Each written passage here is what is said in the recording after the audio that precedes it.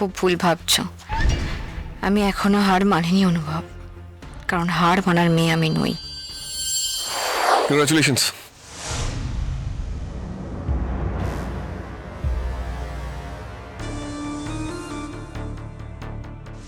Anyway, all the best for your future. আশা করি তুমি বদলাবে, একটু বেটার মানুষ হওয়ার চেষ্টা করবে। All the best to you too Anubhav. তুমিও ভালো থেকো, কিন্তু আমাকে ছাড়া নয়।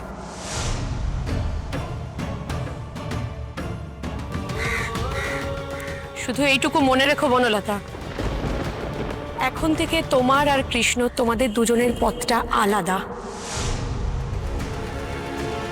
দয়া করে তুমি ওর সাথে আর যোগাযোগ করার চেষ্টা করো না প্লিজ। এতে তোমাদের দুজনেরই ভালো। আসলে কি বলো তো, যে যাই বলুক, আমার কেন জানি মনে হচ্ছে আমাদের দেখা হতেই থাকবে আর কথাও হবে। সে তো হতেই পারে।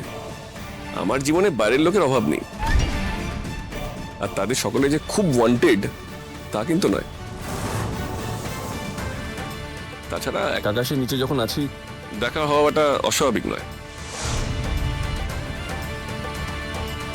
তুমি ভাবছো তুমি মুক্ত হয়ে গেছো না? খুব ভুল ভাবছো। আমি এখনো হার মানিনি অনুভব, কারণ হার মানার মেয়ে আমি নই।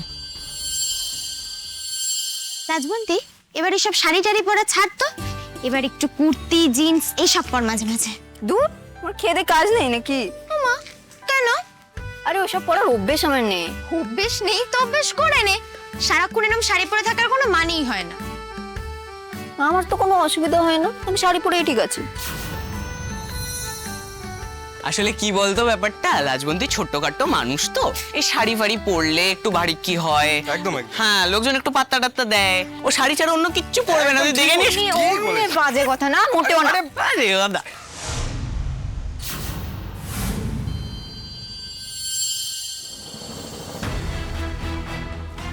কংগ্রাচুলেশনস লাজু, আজকে তোর জীবনে তো সবচেয়ে আনন্দের দিন।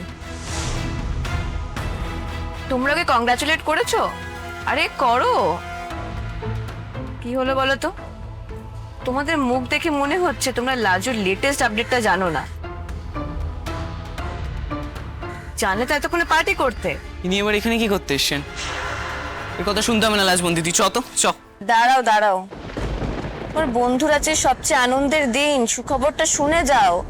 এই সুখবরটা শোনার জন্য ও তো এত প্ল্যানিং প্লটিং করলো, তো জানবে না আজকে কি দিন। আপনি এখানে এসেছেন কেন বলুন তো?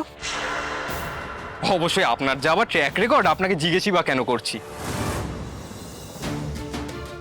নিশ্চয়ই আপনি কোনো বদমতলব নিয়ে এসেছেন। এটাই তো আমার দুর্ভাগ্য, সবসময় আমার মতলবটাই সবার চোখে পড়ে। কিন্তু এত বদমাইশি করেও কি করে ভালো মানুষ থাকা যায়, সেটা সত্যিই তোমার বন্ধুর থেকে আমার শেখা উচিত। যাকে আমার বিয়ের পর থেকে তোমাদের এই বন্ধু আমার বরের মাথা খেয়ে খেয়ে আমাদেরকে আলাদা করেছে। তো আজকে তো ওর জীবনে একটা বড় দিন, সেই সুখবরটাই ওকে দিতে এলাম। আমাদের ডিভোর্সটা হয়ে গেছে লাজু, আমরা অফিসিয়ালি এখন ডিভোর্সড।